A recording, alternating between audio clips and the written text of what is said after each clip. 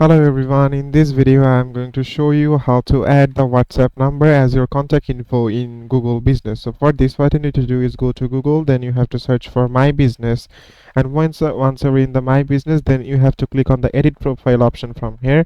After that, you have to go to the contact option, then you have to choose a chat from here, and make sure that you have chosen the chat from here, the WhatsApp or text message or whatever it is.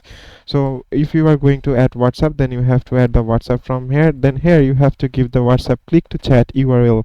Because now you must be thinking, what is the URL to give the WhatsApp click to chat here URL? The URL is like this. I'm just copying it from here, and here you can see the URL should be like this. In the phone number section, you have to just simply paste your phone number here. So I'm just giving a random phone number here, and after that, if you just click on save, it will simply get saved. So since I didn't give any valid phone number, that's why it's showing error. But if you give the valid phone number and then click on the save option, it will simply save the WhatsApp as your contact info in Google Business. So it is as simple as that, guys. Thank you very much for watching this video.